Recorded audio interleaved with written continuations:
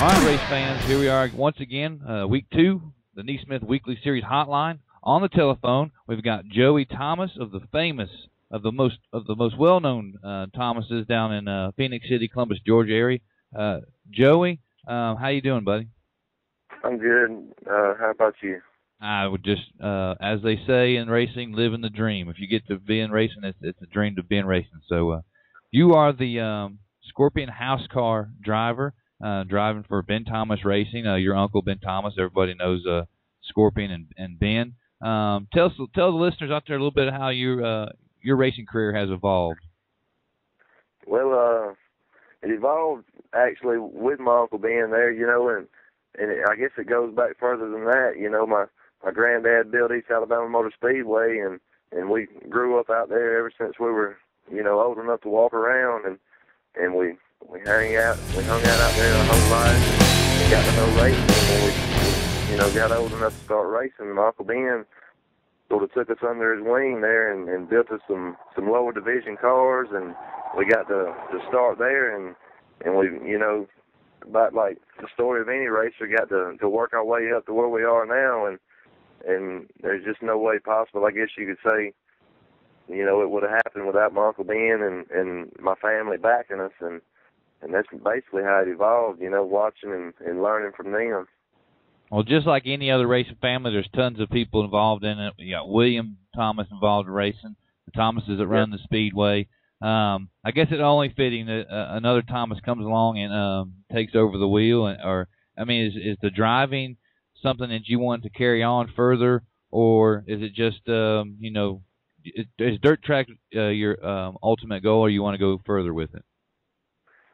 Well, in all honesty, I'd have to say at this point, I couldn't see myself going any further than dirt track if if God willing and the creek doesn't rise, we would get to run up in the World Outlaws one day, But I guess it's like just when we got started, you got to start somewhere, and I feel like we're headed in a good direction.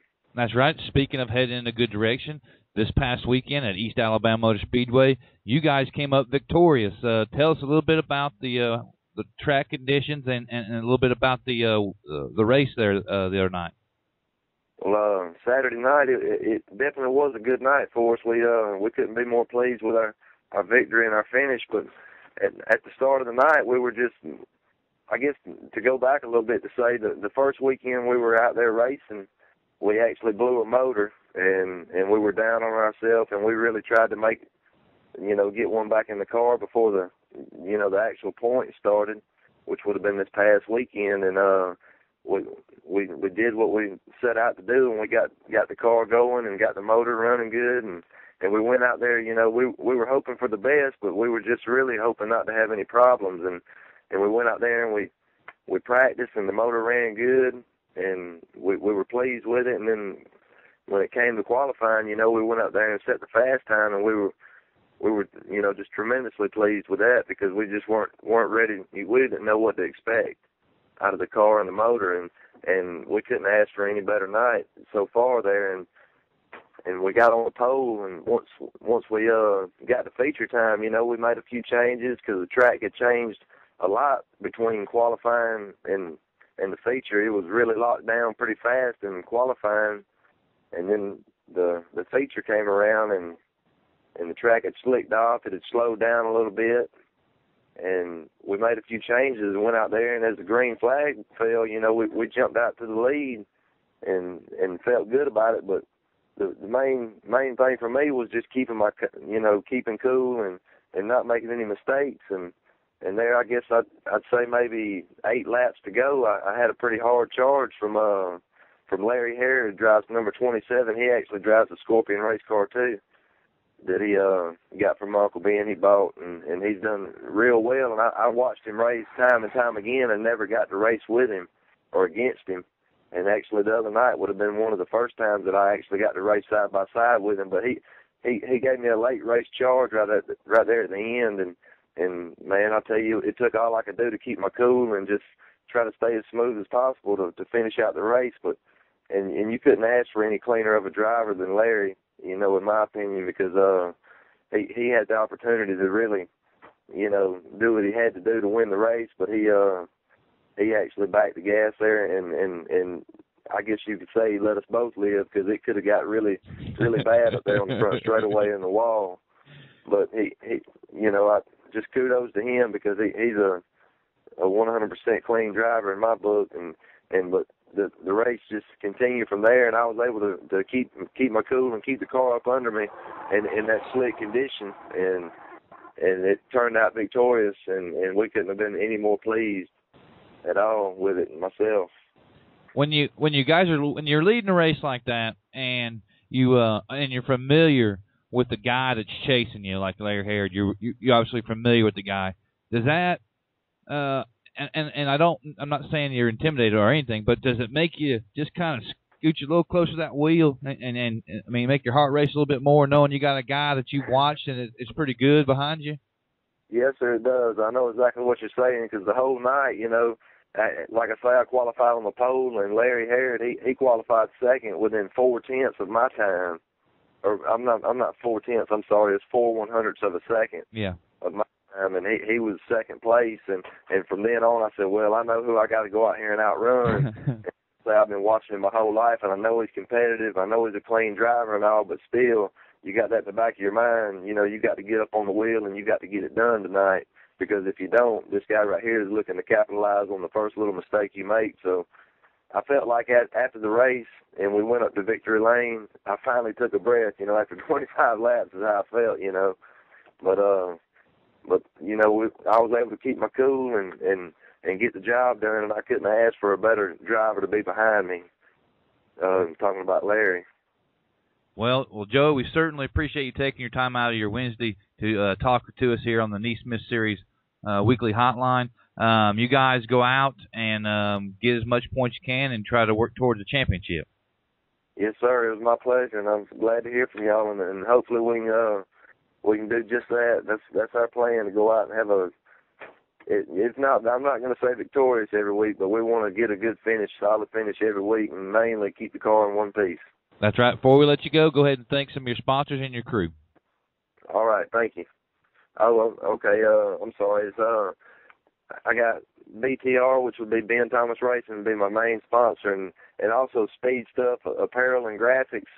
It's actually a Ben Thomas owned company too that does all the wraps for our cars, and I mainly want to reach out and thank my Uncle Ben and my Uncle Billy also, which would be my Aunt Bev and my dad Bobby Thomas, Beverly Thomas and Bobby Thomas. They've made it all happen for us and been real patient with us these years and brought us up into a good racing environment and taught us a lot, and I just really want to thank them. All right, Joey Thomas, driver of the number 90 BTR Scorpion house car. Thank you very much for your time today, sir. Yes, sir. Thank you. All right, race fans, we're back here on the weekly series hotline. On the telephone, we've got Blake Kanigsberger from Columbus, Mississippi, victorious over weekend. He is the pilot of the number 31 Masterbuilt WD Pate Enterprises car over there. Blake, how you guys doing today? Doing good. How are you? Just making it happen. That's what we're trying to do. NeSmith Series is always on the go, moving and shaking. Let's introduce yourself to some of the people outside of the Columbus area. As you know, we have weekly tracks all over. So tell us a little bit about Blake and where his racing's evolved from. I live right by the old Columbus Speedway, right by Bull Ring, so I'm pretty used to that track. I started out in karts, about 5 years in karts, and stopped playing some college sports. When I graduated from there, I started in modifieds, and I got about 10 seasons in modifieds, and modifieds started dying out in this area, so we had to move on and try the crate series, and it started out working pretty well for us. Now, racing at a weekly level, what's it like to have a series to kind of follow? It's good. It gives you, several options. If you want to leave your home track, you can go try some of the tougher series races, and hopefully we'll get to do that.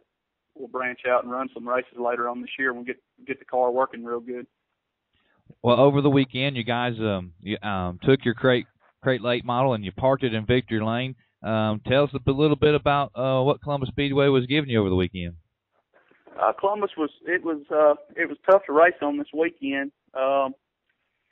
It was good early on, and then track took a little rubber later on, and we were lucky enough that we were in the lane where you needed to be, which our car was fast, and knew if I could stay in the high groove, it would be tough for people to pass. But the car was really good; it was working, so it was a good win for us. Now you guys are over there, and you're up against Jeremy Shaw. He's sitting second in points. He's got a win under his belt. You guys have a win now and a top 5 finish.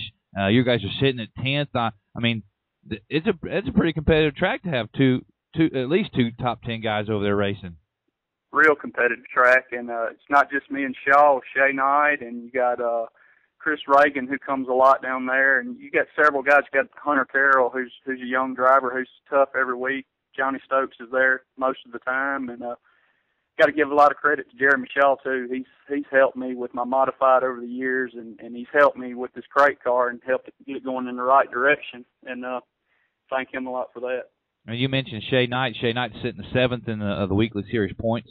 2 races under his belts, 2 top 5s, and then Hunter Carroll, 3 races under his belt, 2 top 5s. You mentioned Jeremy Shaw and modified. I think last week when we had him on the weekly series hotline, he mentioned his modified. That's where he came from.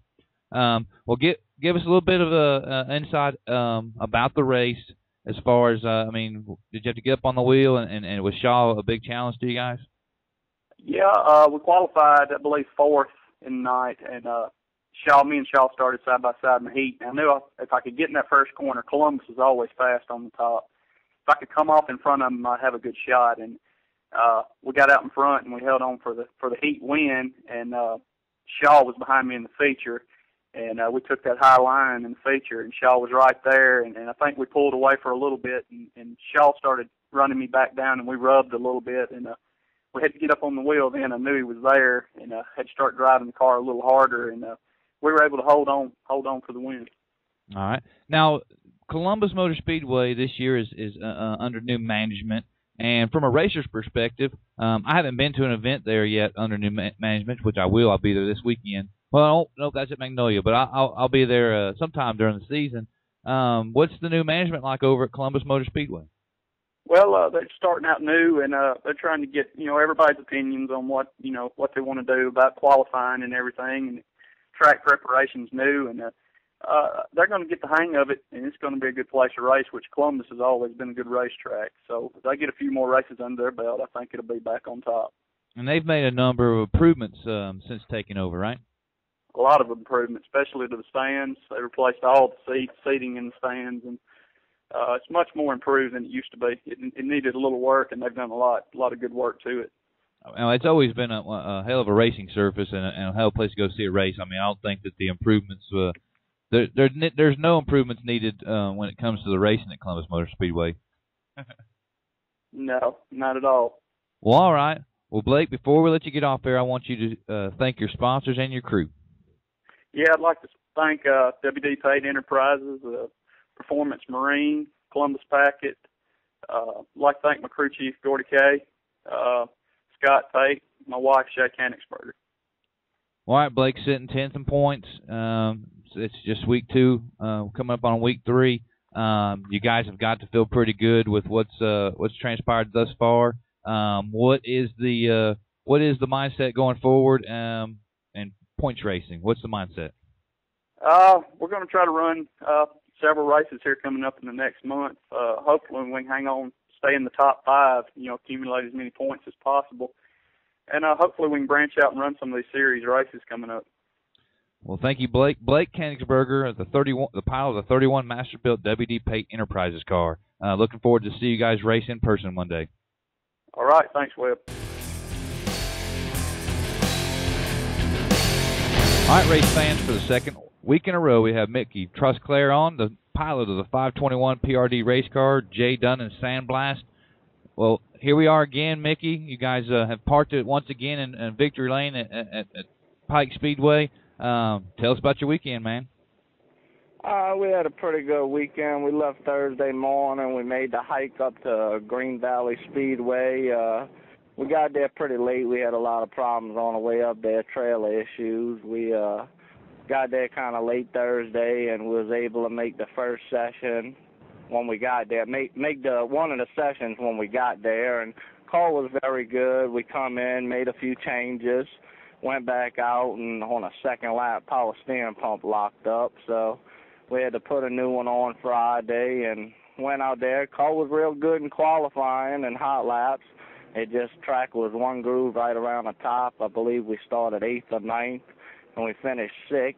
It was just one groove right around the top. We could drive up underneath, but we just couldn't complete the pass. So we were supposed to start 5th in the B main, and they were taking the top 4. And I figured if the track was anything like it was Friday night, it just, with 24 cars starting, it was going to be hard to pass. So we packed up and we headed back to the house to go race for some points, and wound up winning down at Pike County. Had a real good car. Track was fast. I kind of wish we would have stayed in Green Valley, because after watching the video, the track was totally different from how it was Thursday and Friday. It was real racy top to bottom. So we probably should have stayed, but I was just afraid that it was going to be no passing. Yeah, of course. And, of course, you guys, you said you were going to take a week off from the points race. It didn't hurt that you went back. You guys went back sitting 14th after the win, but you're only 9 points out of the lead. You got to be pretty pleased with going back, and tell us what the racetrack was giving you once you got back to Pike County. We got there, had a little track prep going on, and we went out, we hot lapped. Car was very, very good. We come in, we made a few changes, went out, we won the heat race by a pretty good margin, and we started on a pole for the feature, and we kind of pulled away with it. Car was good, motor was good, tires held up, didn't tear nothing up, so that's a plus. Yeah, always a plus when you can put it back on the trailer in one piece. Yes, sir. Now, looking ahead, like I said, you're only 9 points out of the lead. So when you're that close, you know where you're at in the rankings don't matter. Are you turning your focus towards a NeSmith run here, or is it still going to be a hit and miss thing? And are you going to just try to make 14 races? What's the deal? No, we're gonna run the whole deal. We're gonna try to do whatever we can, to come out on top. The only thing is, we didn't have 8 cars, so we wasn't able to get the full amount of points. If we'd have had 8 cars, we'd be winning the points. But that kind of comes with territory. So we're gonna start going off to the other tracks that NeSmith sanctioned, where they getting a bunch, so we could go and try to win over there and get our full points. So name some of those tracks that people might be able to catch you at that are inside your wheel? We're gonna go to Hattiesburg Speedway. We're gonna go to Jackson Motor Speedway and Meridian. Okay. Why not Motorsports Park? There you go. Yeah, those are. Just went to Jackson. I've seen several races at Why Not. So you guys are in for a treat when you go to them tracks, as you probably already know. Well, all right, yes, Mickey. All right, Mickey.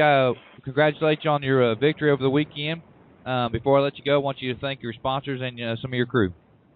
All right, I'd like to thank J. Dunn and Sandblasting and Painting, Team Zero by Bloomquist, my mom and dad, Anita Smoking Steak Burgers, and Griffin Fence Company. Man, when you said the Anita Smoking Steak Burgers, I'm hungry. That sounds good. That place, I tell you what, we eat a lot when we out on the road ripping and running up and down the highway. This place is just amazing. I mean, the hamburgers, it's huge, and I like to eat. I can't even finish a whole one. It's good. It's very good. Well, if we get to your neck of the woods, I'm making you take me there. So, I sure will. I'll treat you. Mickey Trosclair, pilot of the 521 PRD race car, J. Dunn and Sandblast. Hey, good luck. You go out there and get them checker flags, and we'll see you down the road, Mickey. Thank you, buddy. Talk to you later. All right, race fans, moving along on the NeSmith Weekly Series Hotline. On the telephone, we've got Chris O'Connor. He's the pilot of the 03 Warrior Chassis Dean Solid Surfacing race car out of Cantonment, Florida. He races down at Deep South Speedway. Mr. O'Connor, how are you on this Wednesday? We're doing all right today, Webb. How about yourself? Get to talk about racing, get to call you guys, talk about winning. So, hey, it's always fun to do that, isn't it? Oh, yeah. Yeah, that's what we try to do. That's why we do this, right? That's right. So you guys, like I said, race down at Deep South Speedway. kind of introduce yourself to the rest of the NeSmith listening audience, people that outside of your general area, and talk about where you started in racing and how you guys have come to be where you're at with racing. I got you. Well, the family kind of started, I guess, probably when I was in middle school. I remember I was a pretty good student in middle school, and used to get to take off from school on Fridays to work on my brother's car, so we could go race. So I guess that was probably 12, 13 years old there, and at this point been around it for, I don't know, what's 20 something years these days seems like, but we started driving myself. Had a good friend of the family that let us drive his car a little bit, and then he wound up giving me a car, and just been unfortunately addicted to it since. Running some bomber stuff, moved into some hobby cars, won a lot of races around, traveled a little bit. So to kind of get a little better, we tried our hand at the modified deal there for a few years. There with the IMCA deal, tough deal there, and then just kind of scaled back a little bit, just trying to keep things in perspective. Kind of built a few cars for some guys there along the way, just trying to stay involved with and up with it. That was some, hobby type, super street kind of cars, and then got in on the crate deal here, and I'm a big fan of it. Really like the whole series and how it works. Got in a car there, won a few races, and then got the opportunity to drive for Chris Coggin for a little while, and we had a pretty good run there. Won us a touring series race here, pretty local at Flomaton Speedway there, and that was a pretty big deal to sneak that one out there and beat up on one of the local hot shoes there. We got it done that weekend. Traveled with the series a little bit, been to a lot of tracks, and ran good at some, not so good at others. And just kind of along our way, and that deal just kind of dried up there. Chris wound up moving away, and so we're back in our own stuff here. Our little Warrior we got, we're running a 04, 05 Warrior there. It's an old one, but a good one, and been just kind of making our way around. We didn't race much last year. We didn't start good till I think September. Just work and stuff in our family business here, just kind of hectic. So we just do what we can, but we started out. Let's see, this year we've run 4 times here, 3 at Deep South. Picked up 2 wins and a third place there, and then we went to Why Not there in Meridian a few weeks ago and had us a good run up there with a 4th place finish. Now with the rules being what they are, if you guys don't get the 8 cars, the points, is that why you're going to try to hit some of these other tracks to get the full amount of points you guys can get? Well, Why Not's like an addiction. It's I wish it was a lot closer. That's right. I've been there. It's about 3 hours away for us, and it's the competition level. I don't think there's a tougher group of home track drivers, or maybe more of a home track advantage anywhere that I've ever been. And it's just the place is so different. You got to do things so much different, it seems like, to get around there and be competitive. So I tell people all the time, if I'm gonna go take a beating somewhere, that Why Not's the place I want to do it. It's real good. We were up there a few weeks ago. I think McDuffie finished. He won. Chase, Washington, and then McCree in front of us. And with those guys, finishing in front of you at that place, I feel like we won. It was a pretty good deal for us up there. But the deal, with the car count being down here, we've just everybody, excuse me here, a lot of the tracks around here have tried the crate deal, and for whatever reason, they've all kind of faltered. So there's not just a great deal of the cars left in the area, and then for everybody to get together and be there one night just hadn't hit yet. But as far as traveling off, going, chasing the points deal, we're just racing, just having fun. I got a son that plays golf, plays a lot of tournament golf on the weekend, so that's gonna, take priority when those tournaments are up, and we won't be racing those weekends and stuff. So we just go when we can, and we race hard, pretty aggressive. So we're going one way or another. They'll probably know we've been there. Well, I mean, just looking at, with that being said, and the car counts and whatnot, with that being said, you're only 12 points out, and that's from 21st to 1st, so 12 points separate you guys. So, you guys, you get to some of these other tracks, you rack up some wins, you're right there. Now, when you guys go to, you mentioned going to Wynot and talking, and for listeners out there, let me just read this. When you got like Justin McCree, Jim McDuffie, Shannon Lee, Palacini, names like that's like almost like going to a touring race, isn't it? Oh yeah, that's like I said, that's part of the addiction is the competition being so stiff up there. It's like I said, there just ain't no place like it. If any of the people out there haven't ever been, they need to mark the two trips I think the touring series is going to have out there this year.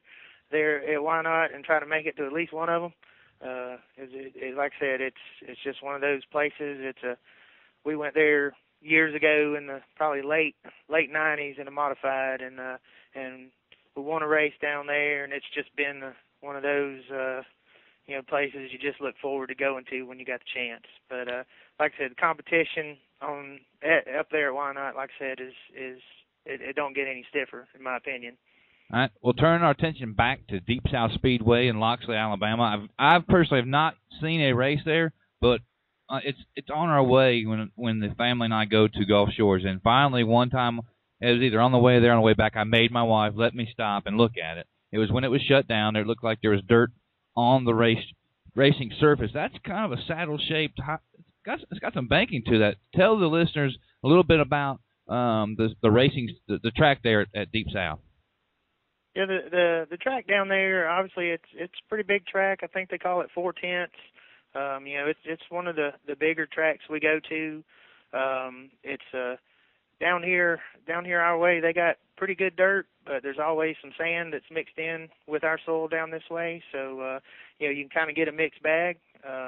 It'll be hammered down. Just carry a lot of momentum through the corners, and then turn right around late in the evening, and maybe some of the lower class cars, or just the nature of our climate, not getting enough water to it there, and you kind of slick off a little bit sometimes. So always makes for interesting racing, one way or another. Early in the night, obviously it's typically hammer down, really really aggressive, running top, bottom, middle. It's easy to be 2-3 wide and have plenty of room to do it. Down in the bottoms, I guess you call it kind of like a progressive banking. Down in the bottoms, not much banking, but if you run up the hill there, plenty of banking to hold on to there for sure. Well, talk us through the victory this past weekend. What did you guys know you had something coming off the trailer, or did you find it in practice? Just tell us a little bit about the evening. Well, we actually had been down. I guess it was 3 weeks ago now, and we won that night. We were pretty good, and then so we're confident in going and showing up. And I was out with my son all day Saturday, so we got there late and missed the practice. And then in the heat race, we were a little off. The track was in transition there, a little slick. Wound up running third in the heat, just by virtue of trying to be a little patient. Tried to show my hand there a few times, but didn't make me any room there. So we just settled for third. And then in the feature there, we got a good start. Stephen Brantley was actually leading there, and we got the racing on into the race pretty good there. I was staying pretty close to him there. He got me a few car lengths out there, and then I'd get him back. We just kind of little tug of war going on there. I was getting through one end, through 3 and 4, a lot better than most down there this weekend. And they're kind of about midway through the race. He got in 1 and 2 there and got her crossed up a little bit, and I checked up and had just not enough contact to wrinkle his quarter panel there, but just kind of barely slid across him there, and wound up, he lost the position there, and ultimately I guess he was having a power steering problem, so that kind of explains him being a little off, I guess. But after that, it was we're not the greatest through 1 and 2, and I think the guys could get pretty close. Skinner and them back there could definitely keep it interesting at that end. Kind of peeking under you there. You miss the lane, kind of wash up a little bit there on the exit, but we're rolling through 3 and 4 good enough that we can give up a little at one end, and we're just pretty good at the other end. Well, all right, Chris. Well, before we let you go, I want you to thank some of your crew and your sponsors, and then also let us know where we can find you racing at over the next few weeks. Just want to thank our little family business here, Dean Solid Surfacing. They're basically our fuel sponsor to get to these shows we're going to here. And then I got a sort of a sponsor there to help me out with the trailer and a little help along the way with Watts Racing there. And then just a few other people to kind of help. Justin McCree there with High Roller Race Cars is trying to help me out a little. Clint Holmes, 9 Mile Machine, he's our certified engine builder down this way. And then we got a little deal with Henchman Racewear, hooking me up with a pretty good suit. Nice new digs this year. And then Hooker Harness on for some new, pretty impressive seat belts. The way we race, we need to be strapped in pretty tight there. And then Jerry up there at Shy Suspensions is hooking us up pretty good on our shock deal. So we got a few people there, always looking for more help. And then, like I said, personnel-wise, got Dylan and Crash Barfield coming in and give us a hand. And then my son there, coming up, I guess we're going to try to catch Loxley here or Deep South a few more times, and we're going to try to make the Hattiesburg, why not, Magnolia swing there at the end of May for sure. Maybe we might pop up at Hattiesburg between now and then just to give it a shot, see if we're any good over there. Well, Chris, we certainly appreciate taking time out of your day today for the weekly series Hotline. We wish you luck in the racing endeavors. We wish your son luck on the golf course.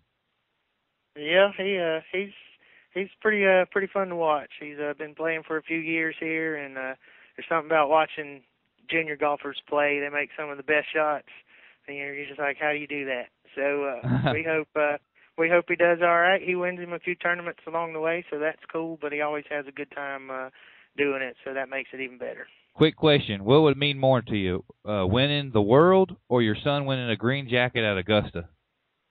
Obviously as a parent, you'd be way more proud of your son accomplishing something like that. I've accomplished, more or plenty for me so far. So, as being a parent, just going forward, you just want the best for your child. So, definitely would be glad to see him have a green jacket one day. That'd be awesome. That'd be real awesome. All right, Chris. Well, we'll see you down the road. Hopefully, we'll bump into you at the pits there at that Mississippi Swing on the Touring Series. All right, we look forward to it.